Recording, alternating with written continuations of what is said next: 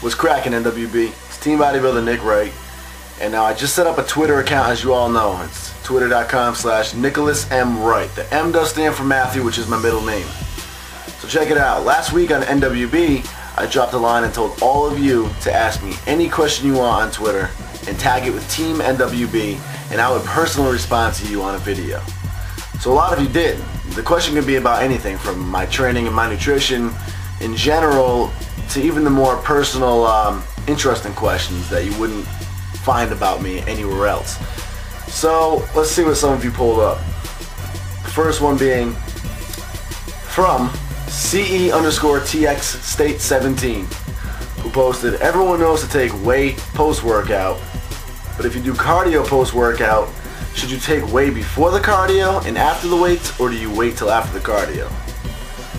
CE Texas State 17, I will always say to take your post-workout after everything's all done.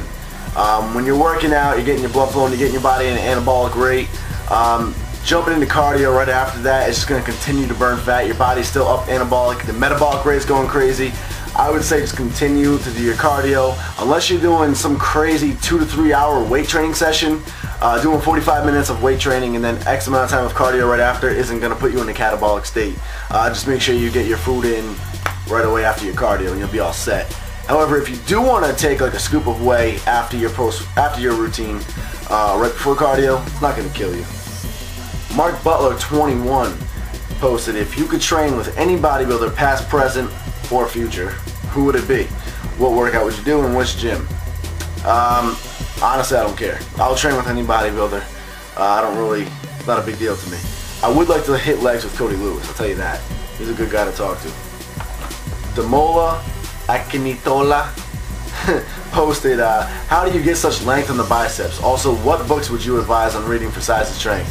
By length, I'm assuming you mean where the bicep ties in on the arm. Some people have it tie in higher up like I do. Some people have it tie in right to the elbow. For length, there's really not too much you can do. It's mostly genetics, but there are certain exercises that will help a little bit, such as drag curls and doing dumbbell curls sitting on an incline bench. You can look those exercises up online. Those will actually help that. For Andy888 tweeted, at Nicholas M. Wright, how many grams of protein, fat, carbs do you aim for pre-contest? My carbs are always changing. It depends on if it's a high or low carb day, and that can go anywhere from like 50 grams up to a few hundred grams. You guys know me, I need my carbs up high all the time though. And as for protein, it all depends on what my body weight is. Pretty much whatever you're weighing is how many grams of protein you're going to want to have. And fats, I can't remember. It's been a long time since I've gone into my pre-contest book, so I honestly don't remember the macronutrients on that. You can go to huntfitness.com and look it up though. It's on there, and I have it written down, of course. Northern Muscle tweets, my question is, what is the best way you keep yourself motivated day in and day out of the gym and dieting? I don't mean what just keeps you going, because obviously the results do, but what really keeps you focused and lets you push yourself? Well, I can definitely tell you that having like 5 or 6 different sponsors, 4.5 million views on me, or 4 million, however many you have, you know, the new magazine deal, and now that I'm becoming a publicly known figure where I get recognized in public and have people coming up to take fan pictures with me and autographs and all that good stuff, that definitely keeps me driven because I want to live up to that hype. If you're gonna look up to me and follow me, and if I inspire you, that's huge to me, the fact that I actually inspire you. So I definitely want to live up to that expectation and earn your respect. So I want to look the part of being a bodybuilder as well. So basically every single day, just that I got so many people riding on me, and it's a great pressure. I love it, and it keeps me fired up in the gym. You know, plus I just want to be huge out of this world, huge. You know, I think everybody else does too. Okay, Dylan Jensen tweets, is it bad to take Arginine and Glutamine at the same time? Because I was always told they cancel each other out. The thing is, Glutamine doesn't cancel Arginine out, but it can affect the absorption of Arginine, so all you need to do is just up your Arginine dosage a little bit to compensate. It affects the absorption, but it doesn't cancel it out. Clay Lane posts, what changes are you going to make to your diet and training this off-season, if any? You guys can find my diet on huntfitness.com. A lot more red meat has been added. I've switched to pretty much brown rice as my main source of carbs, but a lot of it. A lot more asparagus for my source of fiber. Just basically pounding away the calories, but keeping it clean and really efficient this year. And as for my training is just getting really heavy.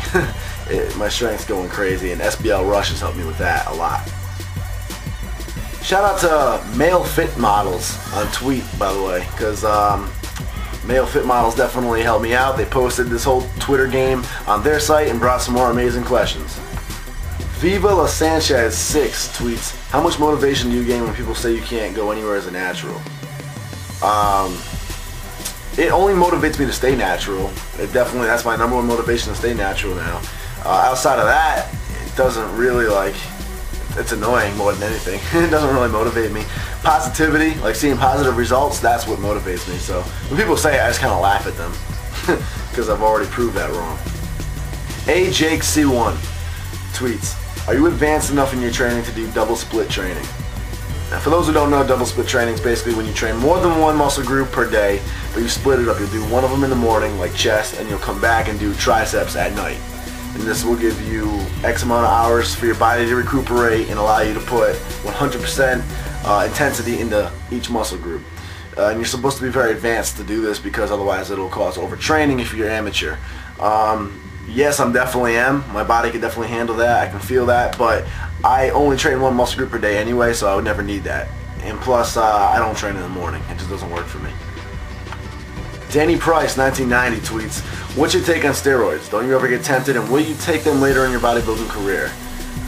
In my opinion, steroids is just a personal preference and nothing more. I mean, it's just a personal choice on supplementation, really. If someone wants to take creatine, they can. And if someone wants to cycle on pro hormones, they can. It's just personal preference. I have nothing against it. I don't point fingers against it.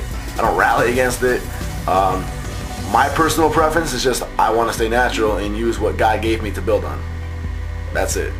So my only thing is I want to show people that there is the option of natural bodybuilding. I have no intention of putting down, untested bodybuilding or saying natural is better than anything. You never even hear me rant about being natural.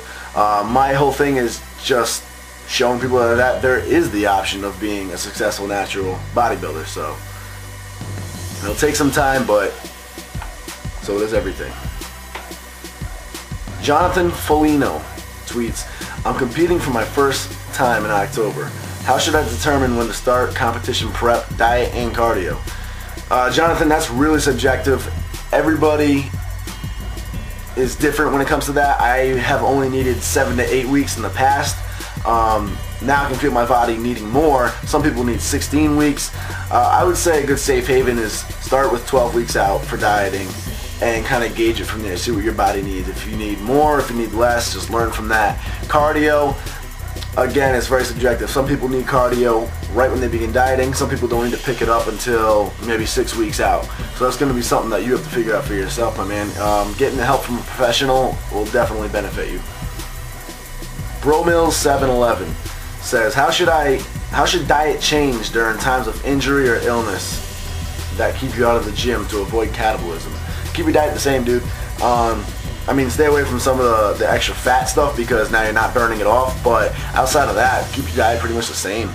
If you're really lethargic, like if you're in a very non-moving state, like you're posted up on a bed somewhere, then you don't need as many calories because you're not going to be burning them off. So just continue eating what you would normally eat, maybe just take out a few of the meals. Jackson L asks, why do bodybuilders squeeze their thumb when they pose? That's a good question. I never hear anybody bring that up. He's referring to when you go through posing lessons, a lot of times they'll tell you to tuck your thumb between your fingers when you hit a pose, like when you hit a front double bicep. It's not needed, it's not necessary, not all bodybuilders do it. In fact, I don't. All it does really is kind of keep you nice and tight composure-wise. Like when you hit a front double bicep, it keeps your fists nice, small, and tight, so it takes the attention away from the hand and puts it right in the bicep. Whereas if your hand's out there and flailing around, it's going to make your arm look smaller, And it's also, I think mentally, it just kind of helps you really control the pose more. But, it's not needed. I don't use it. Good question, though. James S. NYC tweets and asks, would you ever want to be in a reality show? Absolutely, I can completely see myself on a reality show. Well guys, that's pretty much all the questions that are tagged with Team NWB. I got a few more questions, and if I didn't answer them already, you have to tag it with NWB to get an answer on video. So keep coming with those questions, and remember, they don't have to be all straight up diet and training. They can be more interesting personal things too, but keep it appropriate. If it's not appropriate, it's just going to get ignored. Keep it appropriate and keep it mature. But feel free to ask some interesting questions. That's twitter.com/NicholasMWright. And thanks for asking, guys. Follow me on there and ask away. I'll post another one of these videos soon. Twitter.com, guys. Twitter.com/NicholasMWright. Tweet me your best questions. Tag it with Team NWB so I know it's for the video, and I'll get back to you personally and shout out your Twitter name to bring other followers in. Guys, crazy updates goes on. Updates that you will not find on the NWB Facebook page, and even crazy commotion. Today I just got tweeted this picture of one NWB member spotting another NWB member rocking the NWB I Dream Huge gear in the gym. And that was in Staten Island, New York. So shout out to my boy Nick G, by the way, and his boys at the YMCA in Staten Island, New York. Staten Island seems to be where it's at with NWB, so I appreciate the love. Appreciate all the support, guys.